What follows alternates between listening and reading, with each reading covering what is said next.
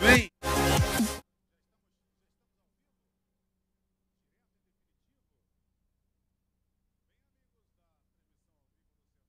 estamos aqui falando ao vivo, direto em definitivo, das nossas nababescas instalações do Sebrae Nacional, direto de Brasília. Está todo mundo aí? Está todo mundo bem? Vamos retomar, então, aqui para a fase final da última apresentação do dia aqui do Open Innovation. Esse Open Innovation que foi diferente, agitado, louco.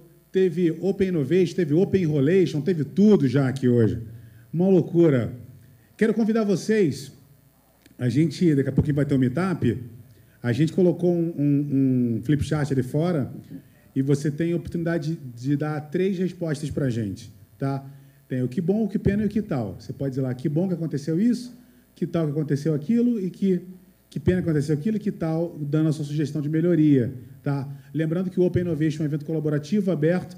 Nosso objetivo é integrar o máximo possível para que a gente consiga fazer uma atividade com o máximo de gente possível. Então, se você quiser levar essa atividade para a sua região, para a sua empresa, para a sua cidade, não deixe de procurar uma das pessoas que estão aqui na organização. Tem aqui o Mosquim, que está aqui com a gente, tem o pessoal todo aí, que esse é o nosso propósito, é levar esse evento cada vez mais para perto de vocês, tá certo?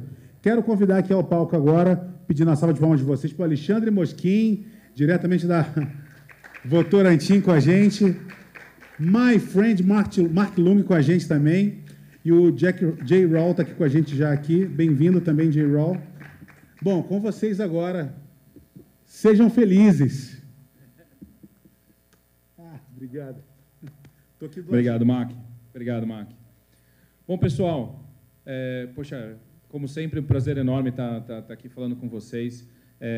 O que vocês vão ver hoje aqui é a apresentação do J. Rawl. O J. Rawl ele é um professor do Babson College.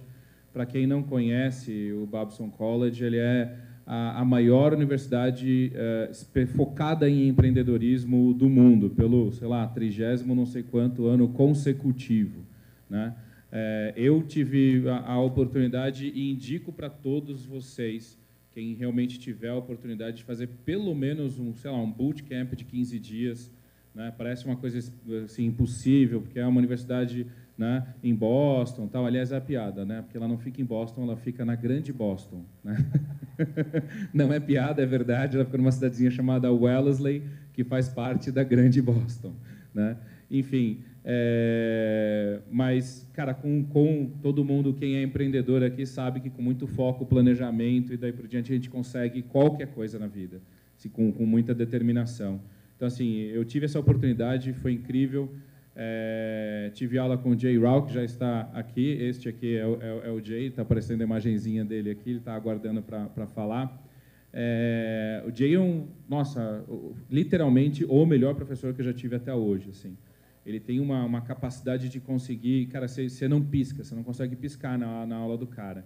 Ele vai conduzindo, e aí você vai, nossa, é isso mesmo, tal. A hora que você tem o seu ahá, assim, o seu momento ahá, fala, caramba, como é que eu nunca tinha entendido antes? Aí ele chega para você e fala, seus loucos, como é que vocês chegaram a essa conclusão? Vocês estão malucos? Aí ele vai desconstruindo tudo aquilo até ele começar a mostrar realmente o que faz sentido. Assim, ele tem uma forma de conseguir passar conteúdo que eu nunca vi, cara, que eu nunca vi. Fora que é showman, né? Fora que é showman mesmo. Então, e ele criou uma forma de conseguir medir o coeficiente de inovação das empresas, né? Isso é algo que, toda vez que você junta várias empresas para falar sobre inovação, essa é uma das primeiras dores, né? Poxa, quais são os KPIs, quais são os indicadores, como é que você consegue medir o coeficiente de inovação da sua empresa? Então, ele tem o que eu carinhosamente batizei de Innovation Culture Canvas. O nome oficial é InnoQuotient, né? Que é o coeficiente de inovação. E a dica, sim, obviamente para as empresas, né, para as corporates, é um modelo muito interessante, mas dica para todas as startups que estão aqui. Esse modelo ele pode ser utilizado por vocês, startups, para mostrar para a própria empresa, né, para a corporate, o quanto a área que passou a utilizar o seu produto ou serviço evoluiu em termos de inovação, né? A gente está trabalhando, inclusive agora, aliás, foi uma ideia que surgiu esse final de semana, da gente criar a versão free, né? Mas quando for a versão free, ela já existe, mas uma plataforma digital para facilitar a utilização da versão gratuita, né? A versão já tem, é um formulário que você pode fazer todo esse assessment, mas, enfim, eu vou parar de falar um pouco, porque, né, sou empolgado demais e apaixonado tanto pelo Mark, né? O Mark também, na verdade, o Jay me apresentou ao Mark, né? Depois que eu fiz a aula, ele falou, cara, você precisa conhecer o Mark. O Mark também é professor do Babson College, empreendedor em série, na verdade. Tem uma história incrível que, infelizmente, a gente não vai ter tempo de contar toda a história aqui, né? Mas surfista, né? Enfim, e aí eu vou deixar o Mark falando um pouquinho com vocês. Obrigado, pessoal. Thank you, Alexandre. Uma pergunta rápida. Quantos de vocês se sentem confortáveis no inglês, com o inglês? Porque o Jay vai estar falando em inglês. A gente pediu para ele falar devagar, etc. Tal, mas só para ter essa ideia. E a gente vai parar, depois de cada bloquinho que ele vai falar, dando um wrap-up, assim, qualquer dúvida que vocês tiverem. Como ele falou, a gente conhece o Jay há muito tempo e eu não quero falar muita coisa porque nós estamos aqui para ouvir ele. Mas, como o Alexandre, estive em muitas aulas com executivos do mundo inteiro na sala do Jay, nas aulas que ele dá lá na Babson, e é realmente um showman, ele faz uma explicação fantástica. Então, ele vem hoje para falar com vocês sobre Open Innovation, sobre Innovation Culture, sobre cultura em geral. Então, vamos deixar o Jay falar. Jay, go for it. Mark, Alexandre, thank you both for all your kind words. Also, I'd like to thank Celio Cabral, Veronica Verasani, and Eloisa Menezes from Sebrae. It's an honor for me to be invited to give this talk to you. And I wish I was there in person. Unfortunately, I'm in Geneva for another program. And I was asked today to comment about open innovation and where things are going in terms of open innovation. And so you cannot talk about open innovation in isolation. You have to address entrepreneurship and the entrepreneurial ecosystem and innovation cultures that exist inside an organization. And only then we will understand some of the challenges that are associated with open innovation. And Alexandre gave you a little introduction to Babson. And just one slide about Babson. We are obsessed about helping people who want to create new businesses start. And a big percentage of our students go and start companies when they graduate. And as you can see from this picture, it's a number that we are very proud of because it's better than some of the biggest names in the world, like Stanford and Berkeley and MIT and Harvard. And so we are very passionate about helping entrepreneurs start and also entrepreneurship in general. Also, 40% of our undergraduate students are coming from family businesses. And many of their parents and grandparents send these young people to Babson because they know that they will be taken over as CEOs or presidents of their companies, of their family businesses. And so Babson has a very precise focus. And we are in the business of developing founders, of founding CEOs, the entrepreneurial leaders, of startups and also of family businesses. And at the same time, we have an executive education division, which is very focused on bringing entrepreneurial leadership to large corporations. And so that is where we specialize, and that's our sweet spot. And when you think of open innovation, you have to think of the entire ecosystem of corporations, governments, not-for-profit organizations, universities. So there are many, many entities that contribute to open innovation. And just from a for-profit perspective, you can think of the ecosystem in terms of gorillas, chimpanzees, and monkeys. So there are large corporations, there are medium, and there are small businesses. And so we need to really understand how this ecosystem works together, and not forgetting all the other players in the ecosystem that feed and work with these gorillas, chimps, and monkeys, universities, governments, not-for-profits. And so if you look at the American data, please don't read these numbers. I will explain what these numbers mean. The United States Bureau of Labor Statistics, they collect this data every 5 years. And so I have been following this data for the last 15, 20 years. And this data is very consistent. It kind of tells you how many small businesses exist, how many medium businesses exist, and how many large companies exist. So it is data about gorillas, chimps, and monkeys, okay? I'm going to take this data and I'll show you in pictorial format. It's the same data, but shown as a picture. What you will notice is that the majority of the companies in the United States, nearly 90% of them, have less than 20 employees. There are 6 million companies. You will see on one of the axes, there are 6 million registered companies in the US. But it's a tiny number, 0.33%, which have more than 500 employees. Only 1.5% have more than 100 employees. And so the majority, 89%, have less than 20 employees. And that's a problem. Why is this a problem?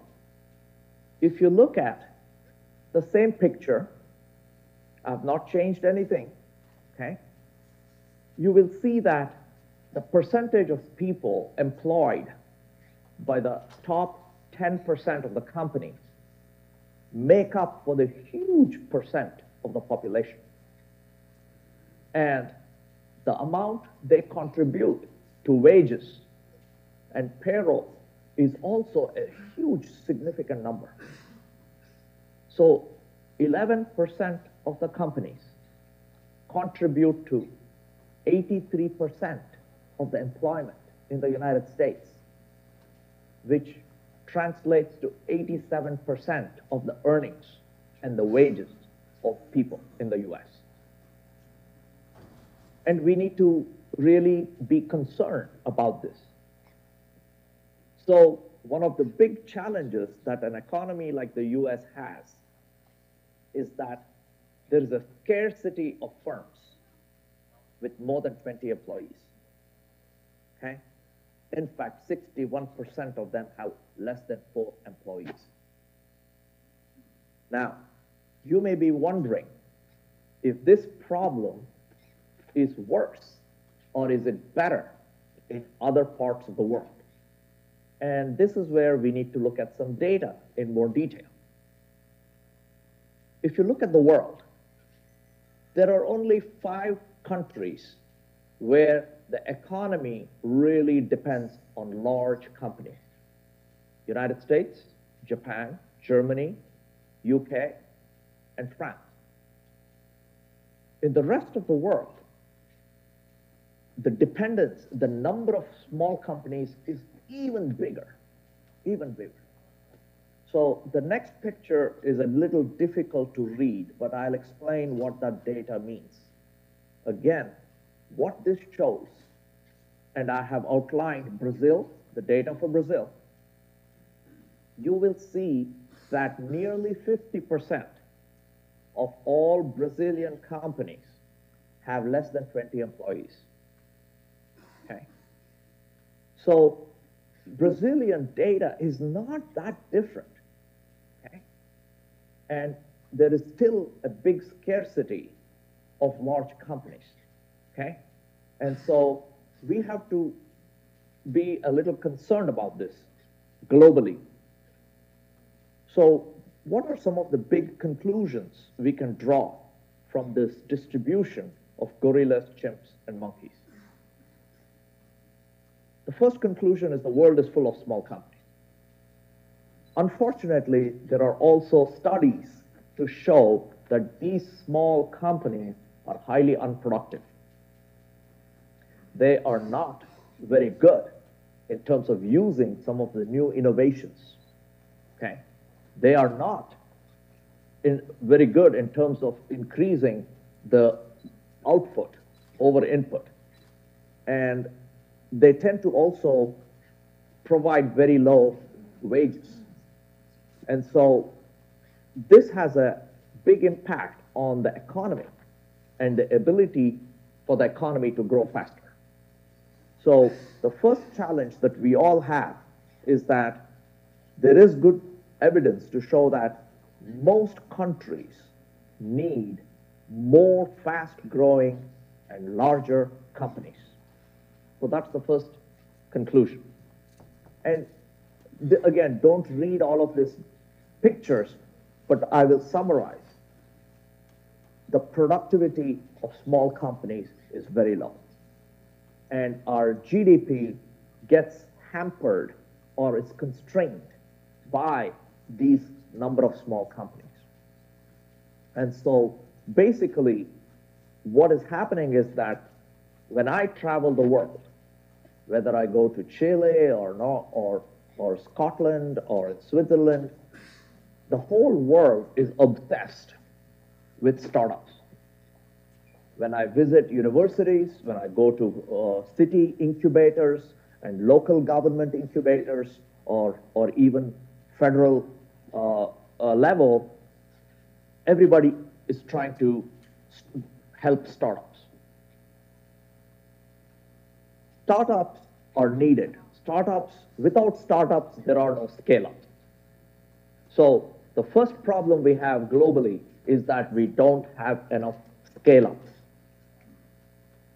We have a lot of startups, very few scale-ups.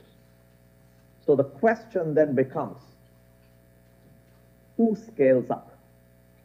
What are the characteristics of a scale-up? Okay. Who are the entrepreneurs who create scale-ups? So we know that the world needs more large firms and faster growing firms. And so we need to go deeper and understand who are these entrepreneurs who are creating monkeys that can eventually become chimpanzees and maybe gorillas. And so that's the second question. Before I go into this next section, I want to make sure everybody is following me so far, and if you have any questions. Alguém tem pergunta? Estão seguindo tudo bem? O Jay vai disponibilizar esse deck. Então, se vocês quiserem depois acesso através do Sebrae, etc., vocês terão esses slides à disposição. Só para fazer um certo terrorismo, a gente só vai disponibilizar no Slack. Então, quem não estiver no Slack não vai ter acesso à apresentação. Obrigado, pessoal. They're with you, Jay. They're good. Okay. Go ahead. And also, right. Your pace is perfect. Okay, thank you. Okay, so let's look at some data, some evidence from the United States again. Okay, there was a study done several years ago of high high growth founders, people who created high growth companies. And we can learn quite a bit about some of their background and their skills. And so what we learn is that these high growth company founders have a good education. They do very well in high school. They don't do very well in college. I think professors like me, bore them in the classroom, not at Babson. Okay, and they seem to be a little disengaged in university, and they don't come from great wealth. And so this is actually good news for all developing countries, okay? Especially where the concentration of wealth is very high. And they're better educated than their parents. So looks like we are taking the world in the right direction, because most of the developing countries are also educating their next generations much better. They also, majority of them don't come from family business, okay? And so that's again good news, especially for Latin America, where the majority of the wealth is again concentrated in family businesses, okay? So if we are able to see some of the positive aspects of where these scale-up entrepreneurs come from, maybe we can actually help many of them get out, create these scale-ups. And one of the most surprising findings is that they're not young, okay? The media and the movies and many of the books that are written really does not help with this data, because at least in the United States, there's this perception that great entrepreneurs or drop out of college and become billionaires. We tell all our students, no, not so fast. Yes, Zuckerberg, Jobs, Gates, yes, those are data points, but they're not the trend. Stay in college, get good education, and don't start immediately. Don't start immediately after college. A scale-up entrepreneur, the average age is 40. In many situations, they are bald and boring. They are not the sexy things that you see only in the media. Okay? And even more surprising is that these scale-up entrepreneurs have significant industry experience. They have worked in a gorilla for nearly 5 to 15 years. What do you think? Is this data surprising, or does it make sense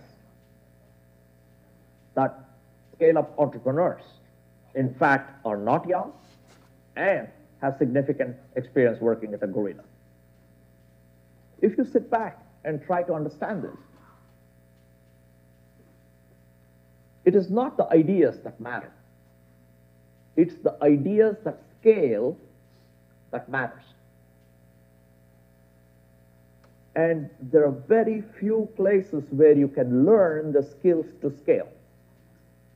When you work in a gorilla, think about it. If you work at a Procter & Gamble, you work at a Unilever, okay? If you work at a Vale, you work at a Pau d'Ajuca. By the time you're 30, 35, you probably understand sourcing from China. You probably know how to manage a sales force. Probably you know how to put in a distribution system. Probably you know how to manage a call center. People gain the skills to scale when you're at a large company. And when you're at a gorilla, you also have the knowledge of what kind of customers that the gorilla wants to cater to. And also you understand what the gorilla does not want to do. And you are also in touch with the problems of different markets. And you probably also know who can solve those problems. And when the opportunity comes, you leave the gorilla and you go start your own scale-up monkey. Now, Silicon Valley has many resources to match young people with great ideas and venture capitalists who bring in executives from gorillas to help these young people scale. But Silicon Valley is a small portion of the world. Even in the United States, in the last 10 years, only 0.2% of all companies that were born got venture funding. So 99.98% of companies don't get external funding. Okay. And they don't have access to people who have skills to scale. So there is a big codependence between large companies and high-quality scale-up startups. And so we need to enable the interaction of the two. And that's why we need governments, we need not-for-profits, we need incubators, we need universities to work with gorillas and with monkeys in order to have better scale-ups. So again, the good news is that we are seeing some of this data replicated in other countries. For example, in Colombia, there is a database of 850 high-growth startups. And if you look at the profile of the founders of these companies, you see that they are not young. They have very good level of education. Look at the number of people with master's degrees. 30% of them have master's degrees. Sorry, almost 49%, okay? That combine both external masters and in Colombia masters. And they have significant work experience working at a large company. So this data almost mirrors exactly what we see in the United States. Again, there is some promising data. I have heard anecdotal evidence in UK, in Switzerland, and in Sweden. In fact, there is an incubator in Malmö, Sweden, which only accepts people into the incubator who have 10 years work experience working in a large company. But we need better data here.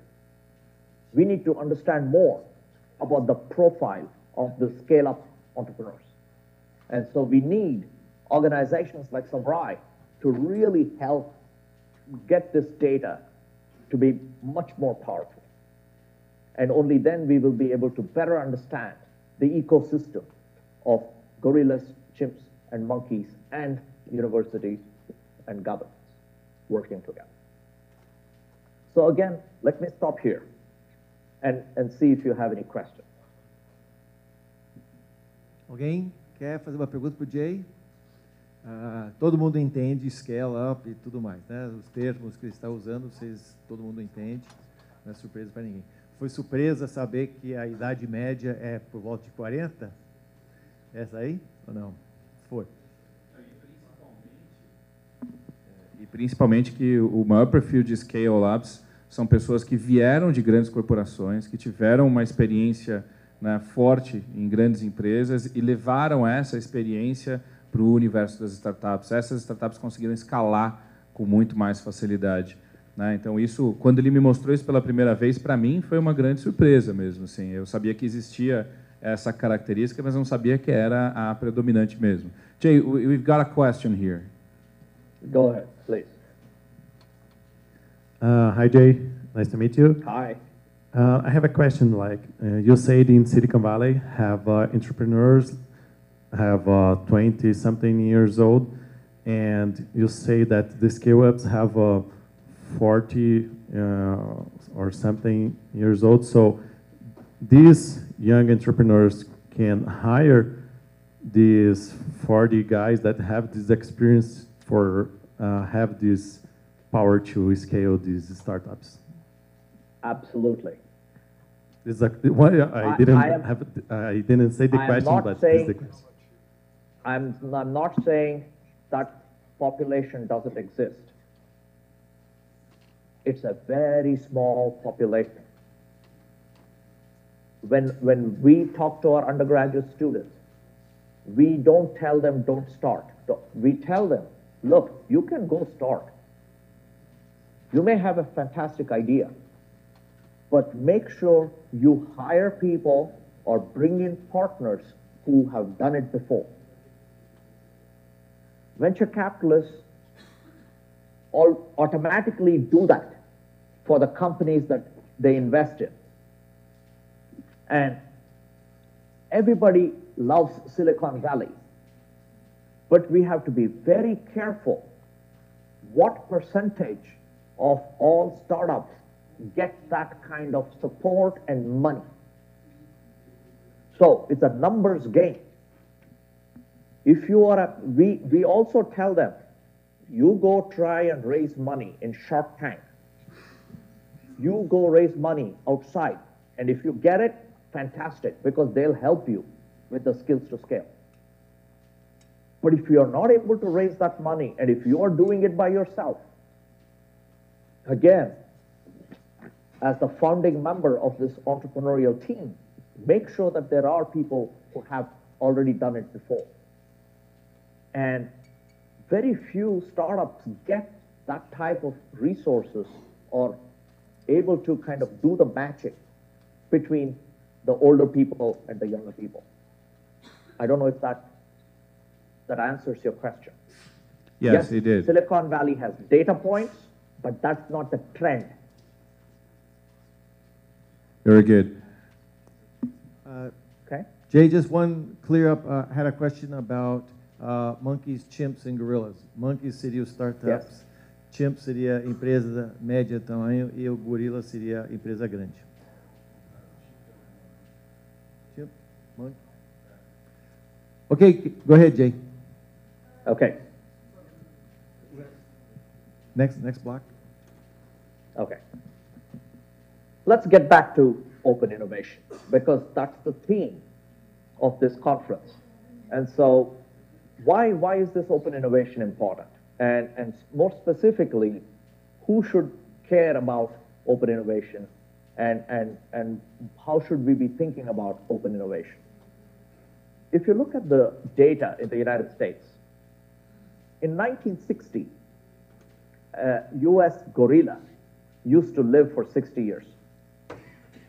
Today, an average US gorilla lives for 15 to 20 years. So the average age of the gorillas are going down. If you look at the global data for the top 1,000 companies in the world, you are also seeing that the average age is going down. Not only that, if you were a global gorilla in 1980, okay, it took 18 years for 50% of them to die.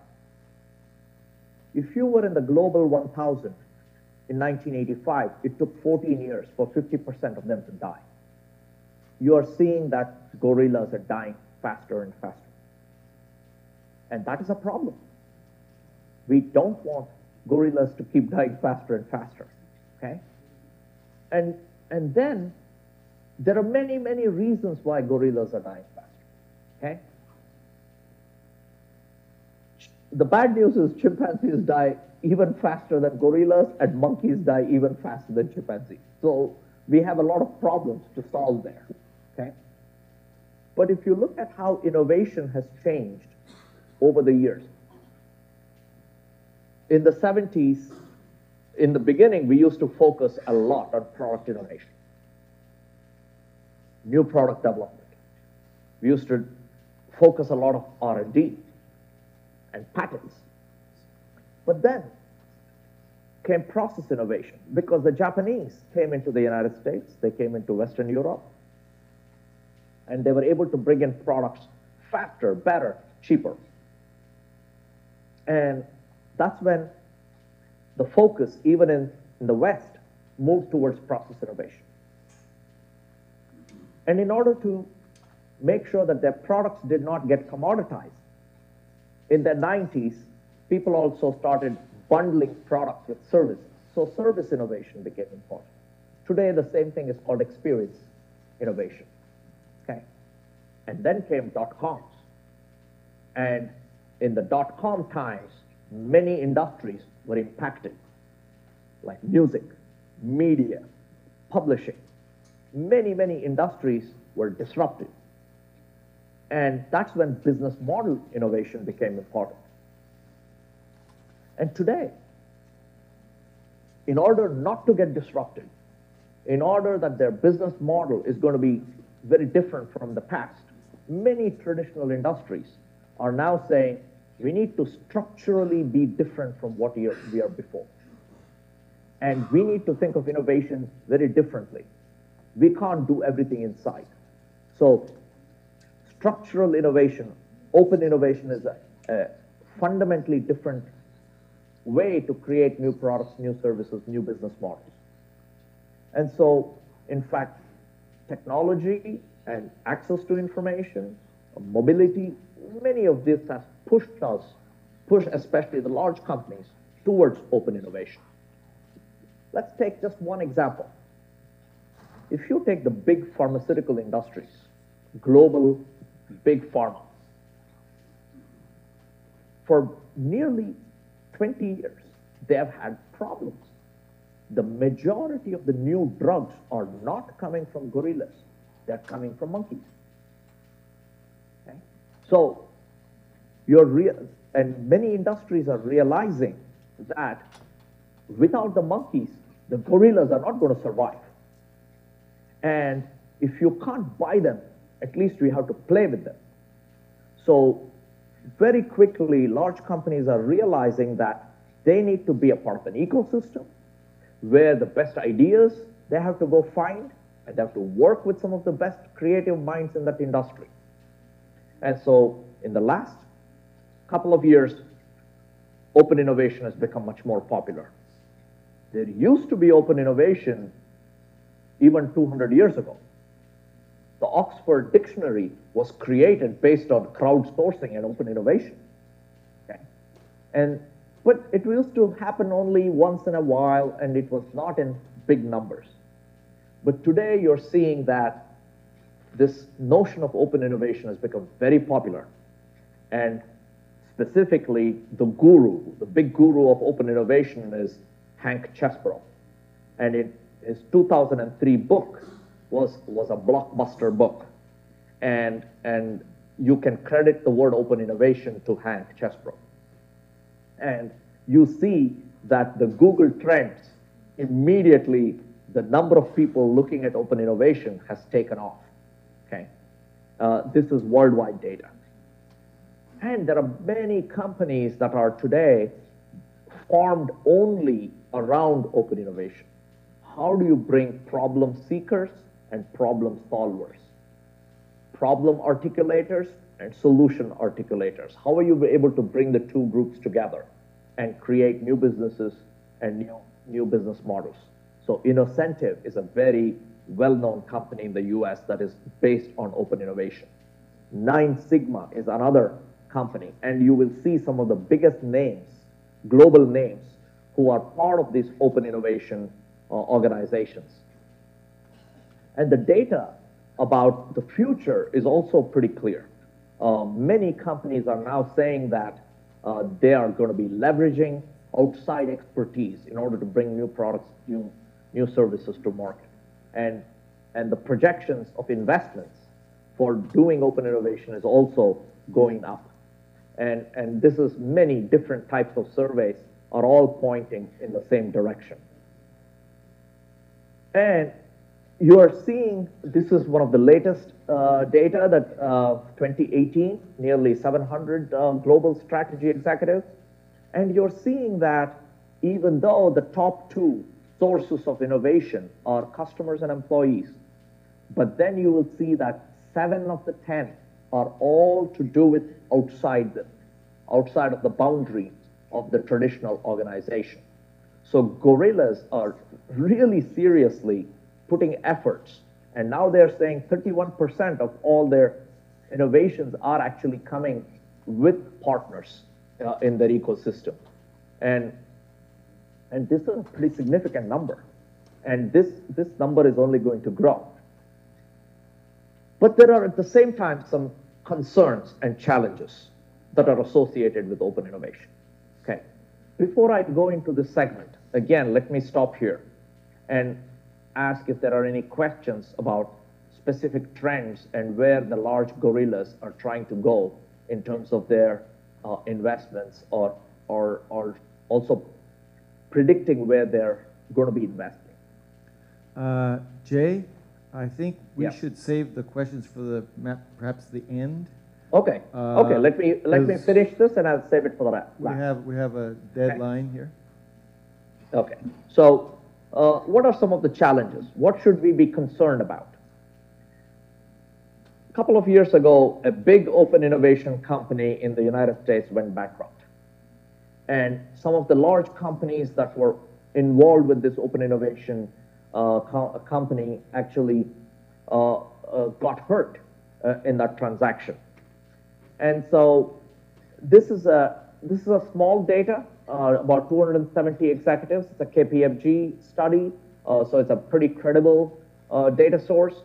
Now they are reporting that open innovation is one of the least used tactic among these respondents, these 270 respondents. And when you're starting to see some doubts, it's always best to go back to the original guru, Hank Chesbrough. So Hank, along with Fraunhofer Gesellschaft, which is a very well-known German not-for-profit, they created a study, and the article was called, "Is it a fad or a phenomena? Is it a fashion or is it a trend?" And so they looked at, again, open innovation inside large companies. And some of the data, even though it is a small data of only 65 companies, the satisfaction associated with these open innovation projects seems to be moderate or average. And this is something we need to be concerned about. And some of the findings of this study is that open innovation is not a fashion. It'll be here, but there's a lot of dissatisfaction. And many of it is to do with implementation and execution. And what they're saying is that companies are not approaching this from a holistic perspective. They're not involving marketing, business development, human resources. They're most of the time only leaving it to certain sections of the corporation. And they're raising the issue that culture is a very important aspect that contributes to open innovation. So then we are going to make a shift now towards understanding culture. What is this culture that is required for open innovation to actually progress and for satisfaction levels to be higher on these innovation projects? So what is this relationship between the two? If you look at Brazil data, still culture is not as important as open innovation. So I think Alexandre is doing a very good job of evangelizing open innovation in Brazil. Okay. But if you look at the United States, you're starting to see that culture seems to be getting a little more important in the last few years.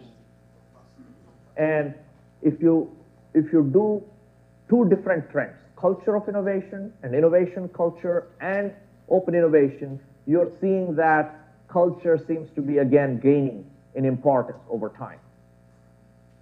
Globally, still organizational culture is much more important than open innovation. Okay? And starting about 10 years ago, some really big companies were doing studies around culture. And they are saying that culture is the biggest driver of innovation. And corporate culture is more important than labor, capital, government, or national culture. And Booz Allen, after many, many years of studying the top 1,000 companies, they decided in 2011 that culture was the most important ingredient for innovation to happen inside the organization. And that is when my colleague and I at Babson, we decided to actually work on this innovation culture, how to assess innovation culture, how do we capture it, how do we measure it, how do we manage it, how do we give guidance to corporations around their innovation culture. So let me share with you the model and some of their findings and the data. So there are 6 building blocks for culture of innovation. You have the hard areas of resources, processes, and metrics. How do you define performance? How do you define success? And then you have your softer elements like values, behaviors, and climate. And we went back and looked at about nearly 30 to 60 years worth of research on organizational design, organizational culture, and in innovation, and how to measure each of them. And we found there are 18 factors that really impact the culture of innovation. Do we have the right resources in terms of people, our ecosystem, and how do we resource our innovation projects? Are our executives' behaviors? Do we energize them, engage them, enable them? What is our work climate? Is it bureaucratic or is it a simple work climate? Are we recognized externally in terms of success by our customers, by our employees, and do individuals get rewarded for being innovative and creative? So we looked at many of these factors and we made it action-oriented. We looked at 54 different action items that executives can actually push or pull. They can, in fact, invest or not invest in many of these action items. And we were looking at coaching behaviors. Are they persistent? Is failure okay inside organizations? How well are they experimenting? How do they prioritize decisions inside the organization? Do they have a common language as a community? How do they actually work with their ecosystem partners? How do they provide people time, money, and space to work on innovation projects? So we looked at 54 different elements, and we now have data from nearly 300 companies and about 48,000 employees. It's in 8 languages, 23 countries, and about 23 different industries. And so we have a pretty robust data that we are gathering across many, many types of industries and countries. And we are able to provide guidance to corporations, large, medium, small. And we are able to give them specific rankings of how good they are. You see here, out of 18 factors, projects are number 18. Companies do very poor project management in terms of their innovation projects. They don't capture opportunities very well. There's a lot of bureaucracy in the system, especially larger companies. So we are able to provide them very specific guidance into how to kind of change things inside the organization. You will see that most corporations do not give people the time to engage in innovation projects. They want innovation for free. They don't want to spend any resources on innovation. So we are able to kind of tell them in a very granular level where their strengths are and where their weaknesses are. And how do you find the bright spots inside your organization? Which divisions are actually doing better than other divisions? Which level of the corporation? At the executive level, what do they think? How is that different from what the managers are thinking? We are able to do that for the building blocks. We are able to do that for the 18 factors. And we are able to do that for the 54 action items. And immediately show where they can learn from themselves. When do they have to go learn from their competitors or their industry? So we can give them lots of different types of benchmarking data. And so we do at least 3 levels of benchmarking. Our overall database of 300 companies. Within your own industry, where do you stand? And with respect to large, medium, or small companies, how are you doing? So we are able to kind of give very, very granular insight into who they are and where they stand in their journey towards a culture of innovation. Let me just comment on two things. For example, we are seeing that companies they are saying that they in fact play well with their ecosystem, okay? But their project management is terrible. And so we are not surprised by the fact that there is great dissatisfaction in open innovation projects. Still, companies are very, very bureaucratic. And so that actually causes disengagement. People aren't engaged because they don't even want to try because there is too much bureaucracy inside the organization. So it just kills their energy. And also, we are able to show how money is being spent, how they're not failing smart, how they don't have language as a community. They don't have internal specific language for them to talk to each other. And they don't take initiative. They don't have good coaches for innovation management inside the organization. There's lack of experts who can guide them through innovation projects. So we are seeing that a lot of this data is not only coming from our database, we are seeing this as well in other surveys that are being conducted. Even to this day, the biggest barriers for innovation are politics, internal clashes, cultural issues, and then lack of budget. They want everything for free, and there is no clear strategy. And so a lot of companies are measuring innovation, but they lack the processes for innovation, and they have terrible project management for innovation. So they are quick to measure, but they are very poor at strategy and also resource allocation. So before you start doing open innovation, I'm going to be asking your own company, how many of you are very good at taking your internal projects from idea to commercialization? How many of you are working cross-functionally inside your organization before you go outside and work with others? How many of are you doing innovation tournaments internally? What type of input metrics are you tracking? Process metrics, output metrics. What I'm trying to say is that our data is telling us that your kitchen is on fire. Your kitchen is a mess when it comes to innovation. So before you go invite other chefs and other cooks to come and cook in your kitchen, get your kitchen in order. If you don't do that, the innovation culture will eat open innovation for lunch and for breakfast. Thank you.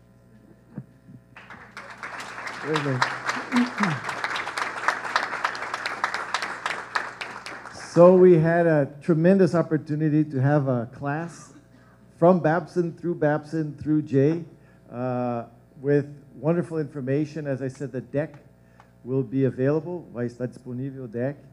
Temos 5 minutos, 10 minutos para as últimas perguntas. We have 10 minutes, Jay, for the last questions.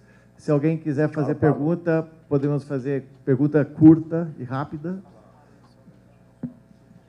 Pessoal, como eu tinha falado antes, no começo, e agora vocês vendo como funciona, né, o InnoQuotient, o Innovation Culture Canvas, vocês conseguem tangibilizar um pouco mais o poder que esse sistema tem tanto para as grandes empresas, né, para entenderem internamente o nível de inovação de cada uma das áreas, mas também para todas as startups começarem a fazer esse tipo de assessment com a empresa antes e depois da utilização do seu próprio produto ou serviço. Eu acho que isso mostra o quanto vocês estão apoiando as empresas a se tornarem inovadoras. Mas, ok, vamos abrir para perguntas. Quem tem... eu lembro que você tinha uma pergunta, você tinha falado?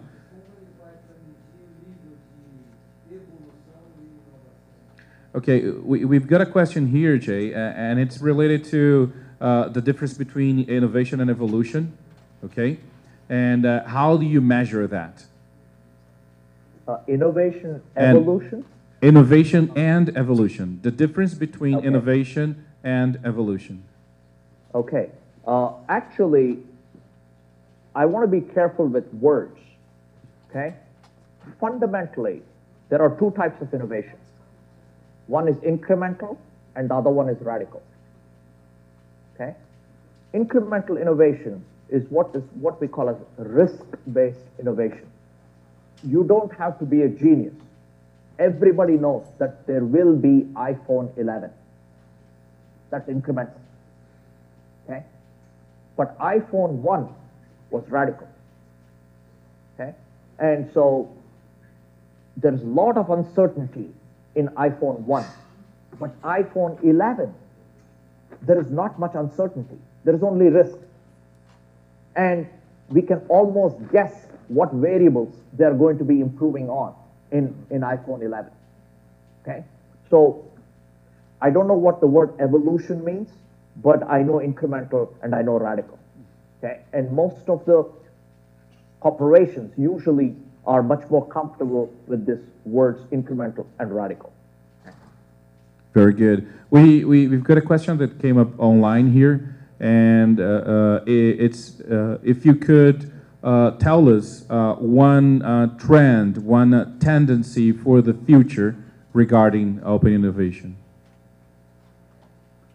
No, I think I'm seeing some very good developments globally. For example, a company like Autodesk, they have created a fantastic space. They have given their physical facilities, they have given machines, and they have invited startups to come and play in their physical space. So their competitor, Dassault System is also, they also make software for computer-aided design, CAD/CAM software. And they have built an entire building, and they invite startups. They don't invest in these startups. They just want to learn and help them. And Dassault Systems have given away their software for free to these startups so that they can watch them, how they are innovating. They can understand what business models are happening. They can improve their software by seeing how they're applying things. And so that's a very big trend where gorillas are inviting monkeys in their backyard, but not by investing in them, not taking equity, but just for observing and learning. And that's a very positive trend. And I think you will see more and more and more of that. PayPal is doing that, the financial services company. PayPal, a digital federal credit union, DCFU in Boston is doing that. And you're seeing that this interaction is only going to get better and improve between gorillas and monkeys. Very good, very good. Okay, one question?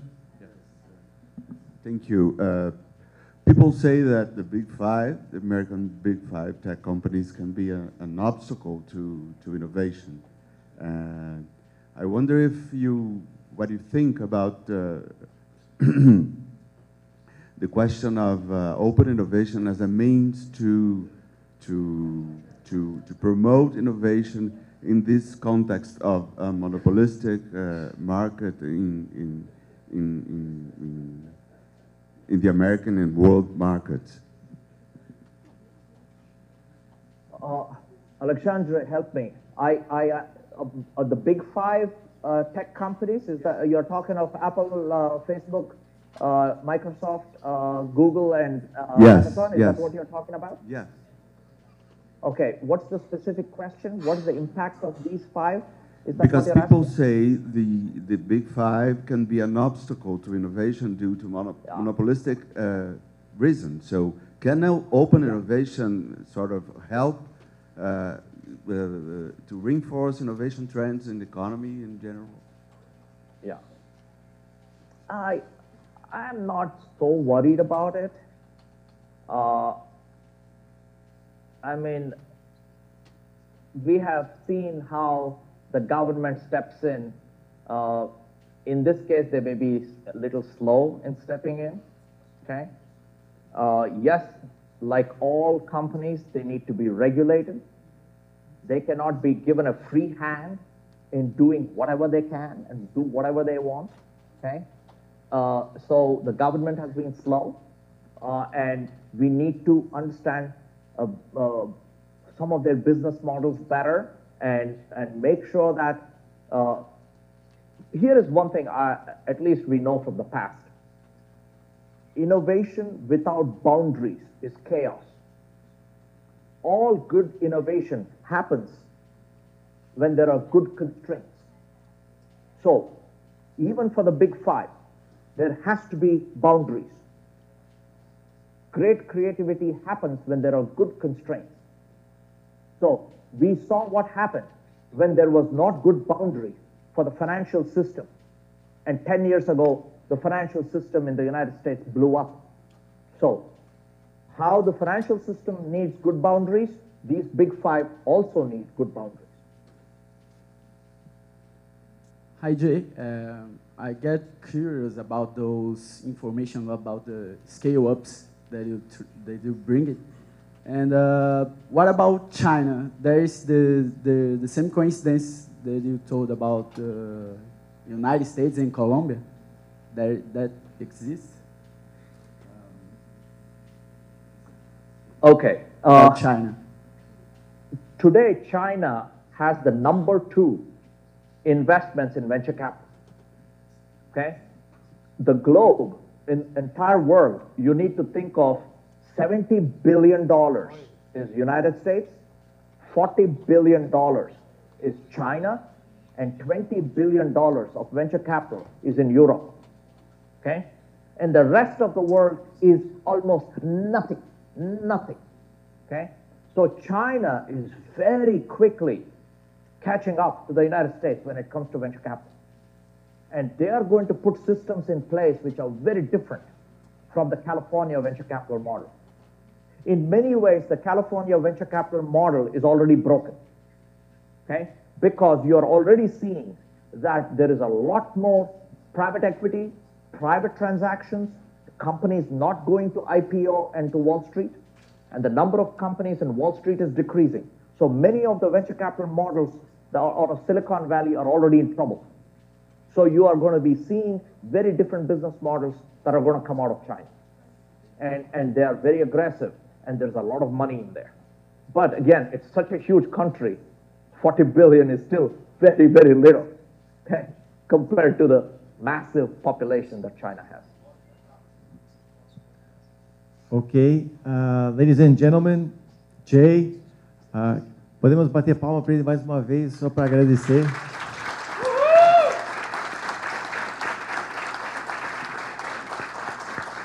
Way to go, Jay. I'm going to turn it over to Alexandre for the final words, and thank you so much for accepting our invitation, and for being up at 11 o'clock at night in Geneva.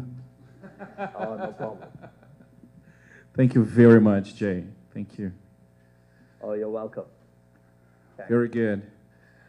Pessoal, bom, em primeiro lugar, obrigado por ficarem aqui até agora. Agora, a partir de agora, a gente tem um meetup com pizza aqui para todo mundo conversar mesmo de forma super aberta mesmo. Acho que não é mais um speed date, não é mais um matchmaking, é realmente gerando relacionamento, porque eu acho que são nessas colisões que as grandes ideias e que as grandes soluções surgem.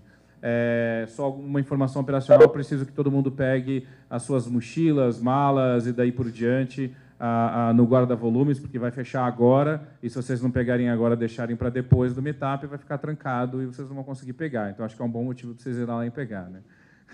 Mas... De novo, vamos lá?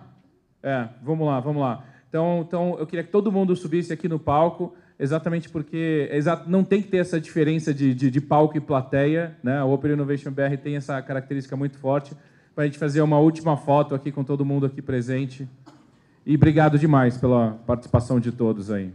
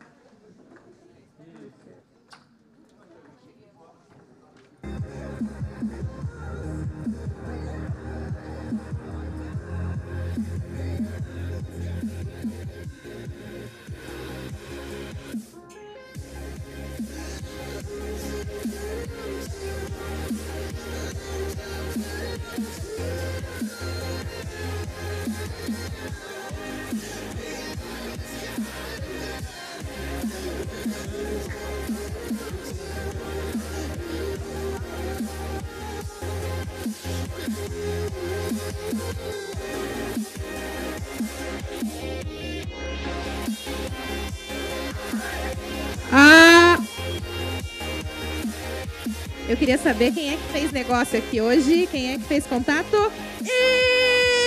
Eu! Gente, eu tô muito feliz, muito feliz. Muito obrigada, Alexandre, por ter começado esse movimento. Obrigada mesmo. As startups de Brasília detonam! Vocês são demais. Eu não esperava ver tanta startup boa em Brasília. Gente, olha, até arrepia. Parabéns, ecossistema. Eu vou dar um pisão no pé para quem um dia me falou: ai, Brasília precisa de impulso. Cara, fala sério. Quem são vocês?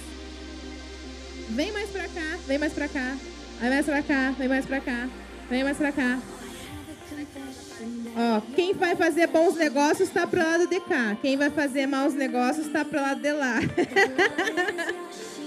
Tá bom? Pode vir mais pra cá. Mais pra cá, mais pra cá. Mais pra cá, mais pra cá. Vamos lá.